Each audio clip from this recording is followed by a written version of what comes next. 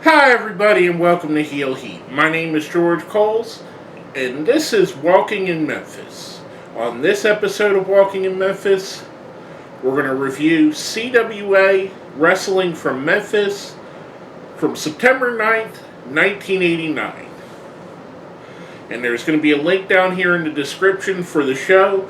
This is the exact show I watched from YouTube, so if you want to pause this, watch that and come back to this, or watch this first and go watch that, I highly recommend doing that, especially with these shows, because this is about the fourth one I've done, and they've all been rather enjoyable. So I would recommend checking it out. Definitely click the link there, subscribe to that channel as well.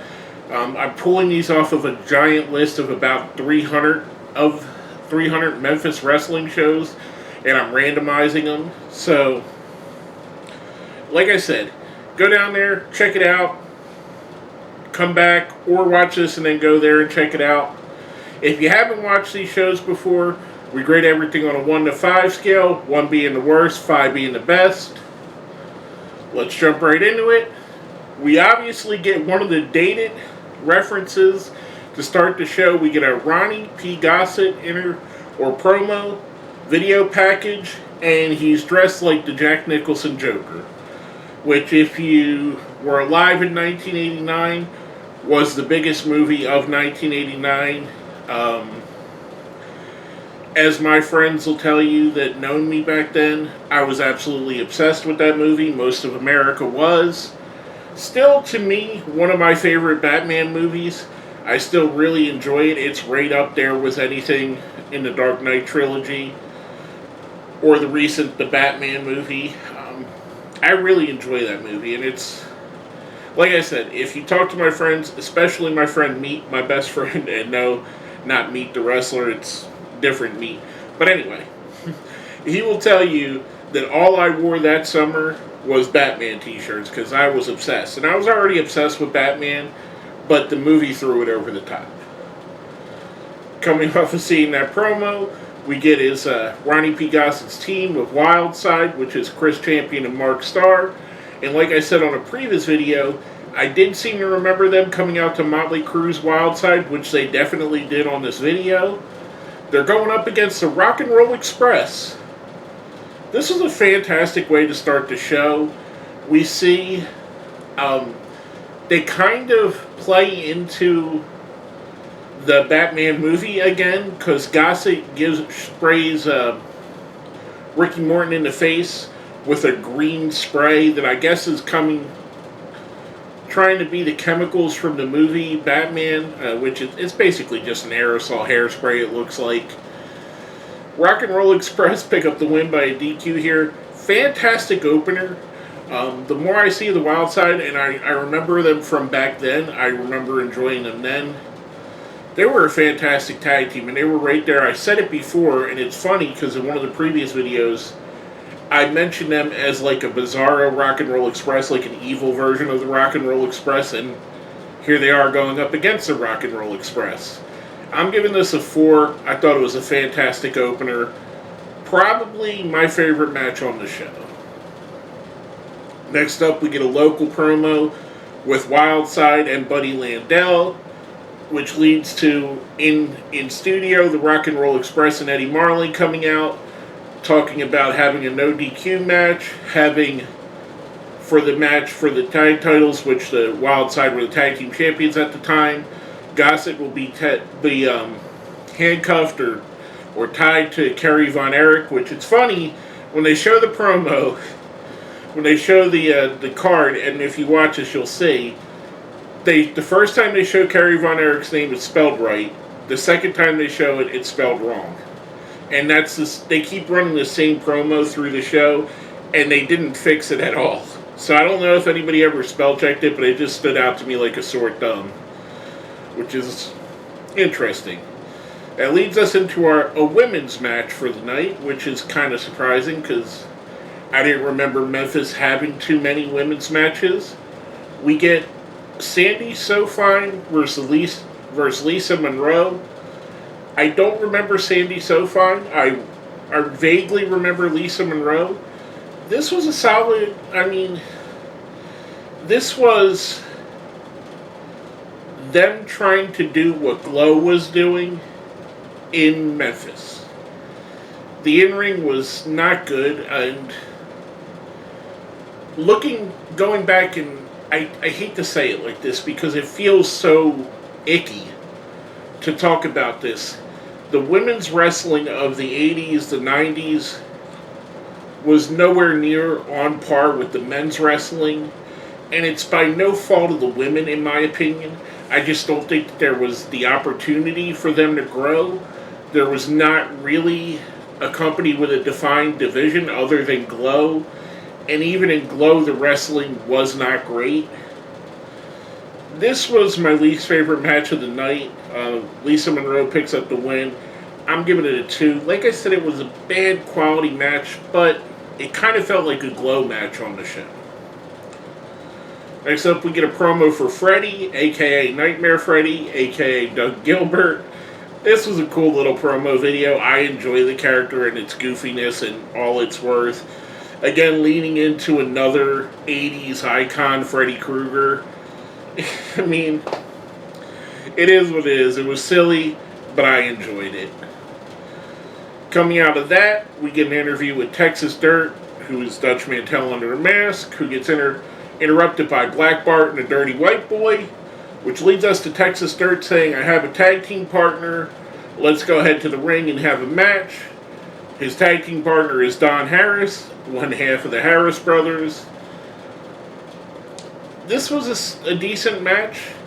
It comes to the point Texas Dirt goes to tag out Don Harris. Don Harris tags in and attacks Texas Dirt. So we see Don Harris turn heel here and basically pick up a win by turning heel because his team gets the DQ win. The three people attack. They work over Texas Dirt. All the baby faces in the back run them off, including Dustin Rhodes. I'm giving this a 3. This is your classic heel turn, studio wrestling, building a rivalry. It's obvious Blackbird and Texas Dirt are the rivalry here, but you have the periphery characters of Dirty White Boy, Don Harris. They go right as soon as it's done. They go to the announce table with Lance Russell, and they pay Don Harris off for turning. Just your classic angle. I'm giving this a 3. I thought it was good. It was fun to watch for me. I enjoyed it. Now, coming from that, our next match of the evening, the Blackbirds, Brickhouse Brown and Iceman Parsons versus Freezer Thompson, and I've mentioned him before, one of the most unfortunately named human beings in the history of pro wrestling, Ken Raper. Of course, this is a squash match. Raper and Thompson, I'm going to call him Ken. Ken and Thompson are obviously enhancement talents at this point. The Blackbirds pick up the win here. Interestingly, after the match, they go after a young Jamie Dundee who was a cameraman, and I seem to remember either the last episode I reviewed or one before that, they attacked Jamie Dundee as well, which obviously this was a long-running feud. Them attacking Jamie Dundee brings out his father Bill, of course, and Dustin Rhodes to run him off. This was a good segment. Again, I enjoy the Blackbirds. I'm giving this a 3. Yet again, more classic wrestling storylines, and it just works. These storylines like this and action like this is timeless. You could do something like this today, and it would still work today. You could do stuff like I mentioned earlier with the turn and getting paid off, and it would still work today, because it's always worked. It goes to that thing that everybody understands that. Everybody understands there's people that'll take money to do something that they don't want to do. Everybody understands that if you attack a son, the father is going to come after you. It's just part of life. Coming from that, we get a Rock and Roll Express promo for the local show talking about their match coming up with the Wild Side, which then leads us into our main event. Spike Huber, TD Steele, and Big O versus Dale Mann, Dustin Rhodes and Bill Dundee.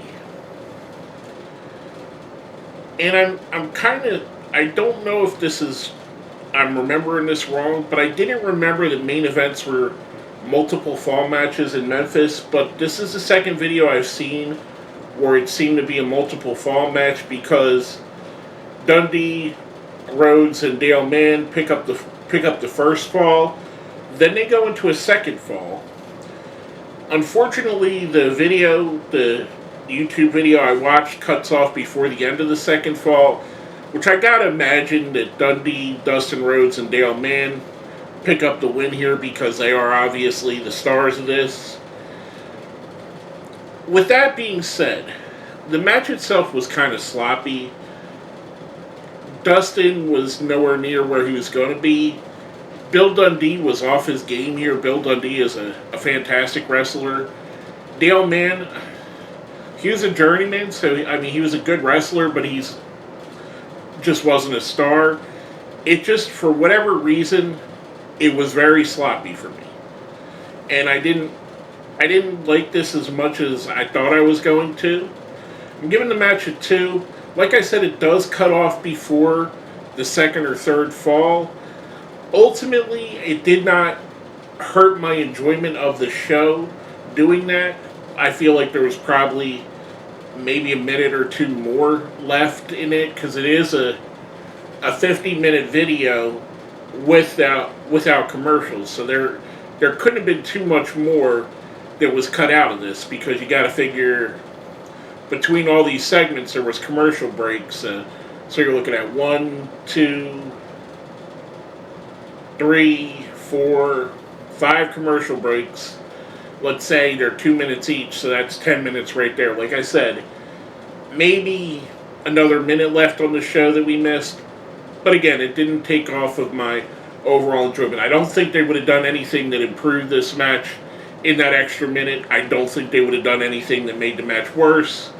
They could have had something advanced an angle, which would have maybe changed my view of it. Unfortunately, it was incomplete. But I'm giving this match a 2.